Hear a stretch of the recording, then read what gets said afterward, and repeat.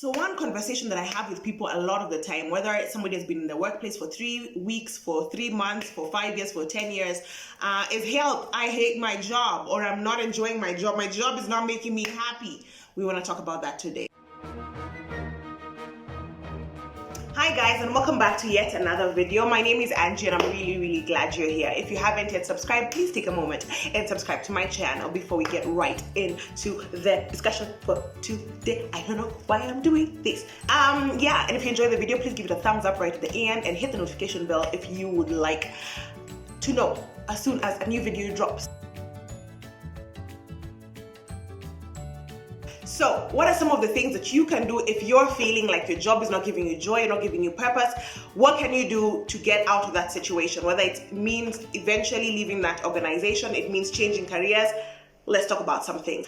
Number one, should your job make you happy? I think that's the first place that we need to start, because sometimes we're trying to, similar to in relationships, sometimes you have people who just like, you're not making me happy, tell their spouses or their partners, you're not making me happy. But is it the job of your spouse or your partner to make you happy kind of thing? Is it the role of your job to make you happy? Should you be finding happiness in your job? This is my response. Should you find pleasure in what you do? Definitely, because you're going to be doing it a very long time, or you spend a lot of time there. Should you find satisfaction in the contribution that you're making? Definitely. Should your job completely satisfy and bring all the happiness in the world? Maybe not realistic, It's like saying, I like this job, but there are times that I can spend time away from it. I can get happiness from something else. I can get happiness from my family. I can get happiness from myself, from doing activities by myself. I can get it from music, from food, etc. So the job is not to make you happy. So if it's not every day sunshine, flowers and roses, doesn't mean that your job is horrible and you need to quit, because as you look at other people's pictures and people's stories about their jobs, then you realize other people are enjoying their jobs more than me, or they seem like they're having fun. They're getting meals at work. They are spending time with their colleagues. Maybe your work's environment is not set up in that way, and that's okay. So that doesn't mean that your job is bad, or your workplace is not good, or you're not happy with the work. It's just that you might be looking for things in the workplace or in the job that you're doing which are not supposed to be gotten from the workplace. Similar to a relationship, similar to any engagement, all your happiness cannot come from work. Should the majority of your measures be filled there? Definitely. I mean, of course you want colleagues who are at least cordial. They're cordial. Some of them you can strike conversation with. You want a workplace which is safe and healthy, for you, you're protected. You want work that is meaningful, that is contributing to something. So all those things are good, yes, but not to try and find all the joy in the world there. We're not all going to work at Google, and I can assure you there's some people who work at Google, for example, who are not happy, despite the fact that they have trampolines, jumping castles, flexi hours, etc. Sometimes you look at somebody else's workplace and be like, oh my God, theirs is the best, and I'd be so happy if I was there. Take a step back. Sometimes your job is just work, a place that you go and work, and it's neutral enough. You find meaning and pleasure in work, but it's not wow. And that should not be something that makes you be like, okay, I hate my job kind of thing. Number two, dissect and isolate the problem. You know how sometimes you can talk to somebody and they'll tell you, oh my God, my life is so horrible. And once you spend some time talking to them, you're just like, okay, your life is not horrible. You just had a horrible day, or you just had a horrible breakup, or you just had a horrible week, for example. It's not necessarily maybe that the job is bad, everything about that work or that career is bad. You could be having a bad day, you could have a bad boss, you could have bad colleagues, you could be failing in a project. There's something that is weighing you down in that particular role. So dissect and isolate the problem. What is it that you do like about that career? What is it that you do like about that particular job? I like the fact that I get to interact with people. I like the fact that I get, no 2 days are the same, because I'm dealing with different customers. I like the fact that I get to work from home, I get to go to the field, etc. These are things that I like. Which are the things that I don't like about my job? I don't like the fact that I have to send reports every single week. I don't like the fact that I have to be in meetings all day long. I don't like the fact that etc.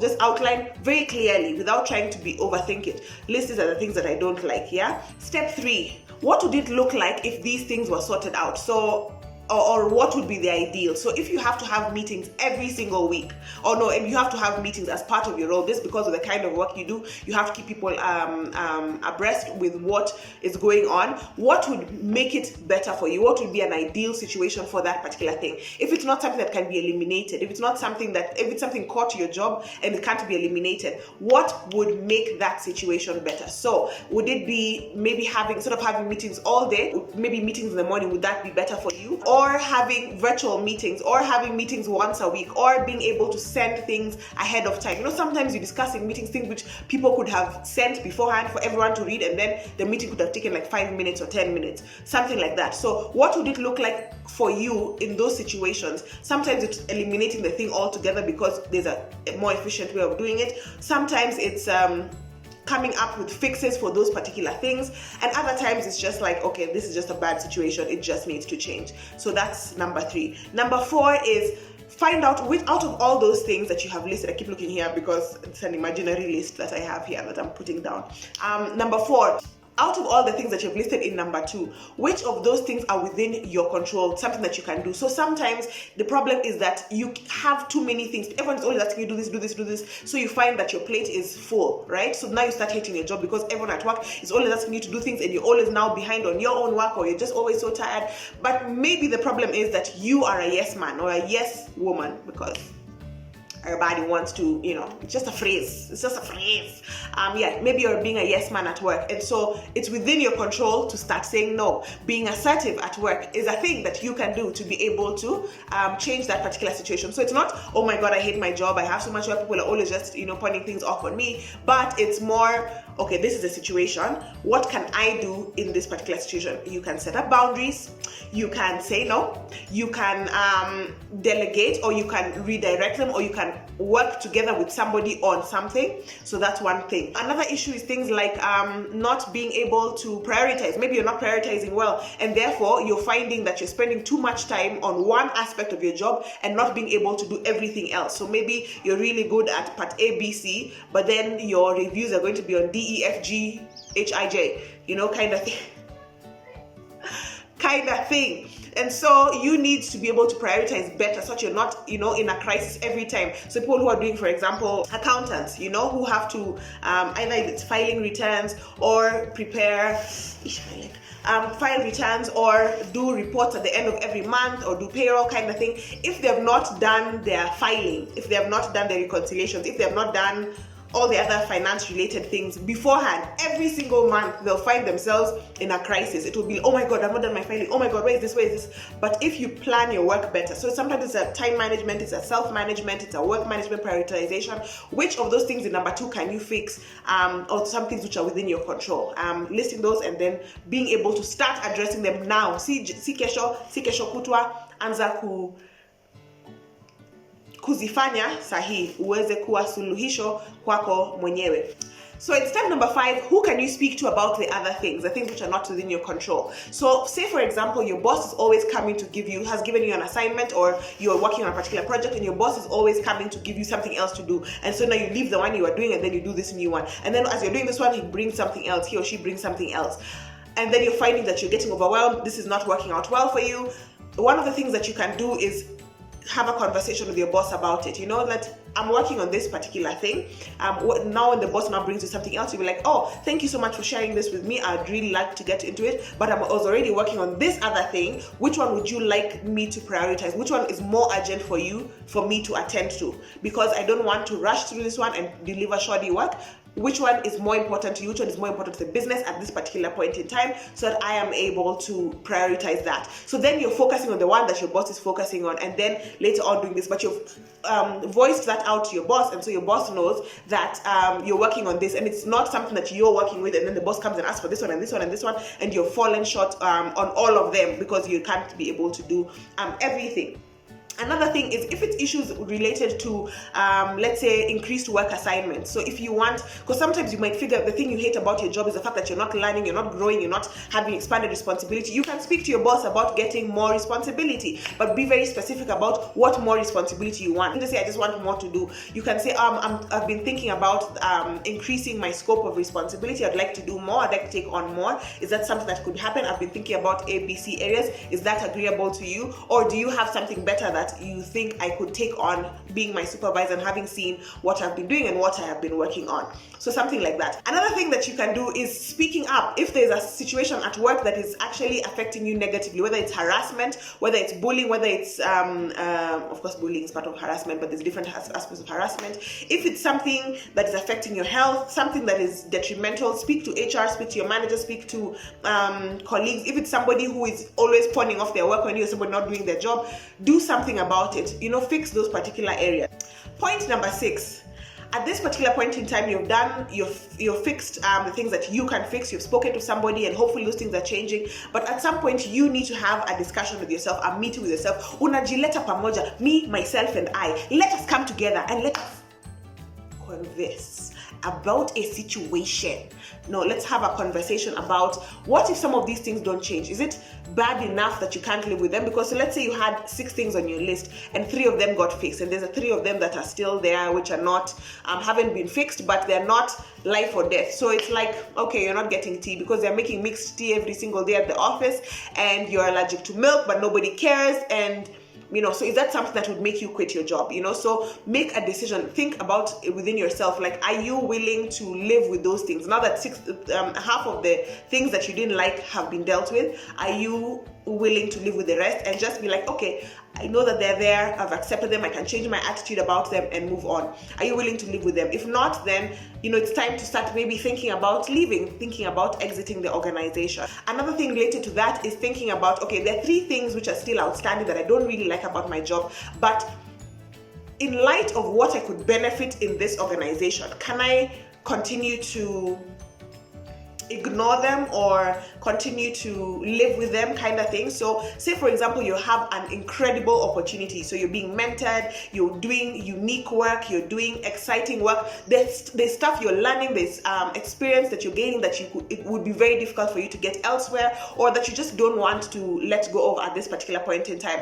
In that case, then you'd be like, okay, for the value and for the sake of XYZ that I'm getting from this job, it could be the money sometimes, but money is not such a good motivator. At some point you'll snap, but it could be, I mean something intrinsic in the job. So the contributions you're making, the experience you're getting, the knowledge, the mentorship, the coaching, something, or the exposure that you're getting, something related to that outweighs or sort of dulls these other things. So it's not so bad that, I have to work on Saturdays until 12, because in that time on Saturday mornings or throughout the week plus Saturday mornings in this particular job, I'm getting XYZ. And if you think about it that way, the learning can only be for so long. The benefit will only be for the exposure. Once you're exposed, you're already exposed. If you're exposed and you've gotten the skill and the wherewithal, then at that point, once you have mastered that skill or mastered that experience, then it will be okay for you to move. So it's a finite amount of time, if that makes sense. So you can withstand. The Bible says in Hebrews, in Hebrews 12, for the joy set before Jesus when he went to the cross, he endured the cross and the shame in it because of the joy set ahead. So he knew at some point I'm going to get to point X and this will all be over, and there's going to be a reward, and this is going to please God, etc. So in the same way, you will think about, okay, this is going to just 1 year. What is 1 year? 1 year I'll have learned this thing, 1 year I'll have been exposed to this, 1 year I'll have networked with these people, and therefore at that particular point in time I'll be able to transition. And so these 3 things are not so horrible, and I don't have to spend every waking moment being irritated and being upset about the fact that these things are not going right in my job. And then the last point is, at some point you might discover that where things are bad, you need to move because nothing is being done. You are tired, you're exhausted, you're drained. Guys, I say this many times, do not die because of a job. You'll be buried and then they will replace you with somebody else. Nobody's irreplaceable. Nobody. Doesn't matter if you're the only one with the skill set in Kenya. They will import somebody or another one will rise. It doesn't matter. Do not die for the sake of a job, okay? A job is just a job. It's just a job. It's just a job, okay? It's just that. job. So yeah, please, for the sake of your peace of mind, if you're losing peace, you're losing sleep, you're losing weight, your relationships are broken, you're sacrificing your integrity, you're sacrificing what you know is right, you're sacrificing your values and your faith because of this particular job, that is not a job worth keeping, guys. And especially if you've tried to address these issues and it's not something that is changing, don't stay there longer than you have to. Leave that workplace. And then the last point is related to the previous point. I have so many related to the previous points because they build on one another. As you're looking for another job, please be clear about what you want. Be clear about what you want, what the ideal role would look like, and be clear about what you don't want, especially because you don't want to be in a cycle. I really hate this job. Woo! From the frying pan into the fire. Woo! Now you're in the jiko. Woo! You're in a furnace now. What's going to happen? You're going to end up as ashes, okay? You're going to be ashy, and not the nice ashy. Not the alive ashy, the ashy, like burnt ashy because you kept jumping from one. You get what I'm saying? Please be very clear about what you don't want, just so that you're not here, okay, here it's really bad, you're not being, people are just pawning off their work on you because remember, you're a yes person, and then now you go to the next place, you're just like, how come people are just honoring me, people are just always giving me their work, it's like I don't have other work to do. No, my friend, it's because you didn't learn the lesson, you didn't develop the skills within yourself to be able to not be in the same situation, or you're going to another place where you're being bullied, the culture is terrible because you did not set boundaries and standards for yourself. Yeah, I hope you have a bit more clarity about your job. I hope many of you will not maybe just resign, but if you need to, then you'll resign with wisdom and having thought it through. And yeah, I really hope that this has been a helpful video. Please like the video, hit the thumbs up button if you enjoyed it. Please share it with people who hate their jobs, and if it's you, you just watch it again, take down the points, do some of the things, and give me feedback. Type out in the comments below if this has been helpful, if you have any other questions, and I will see you in the next video. Thank you so much for watching, guys. Bye.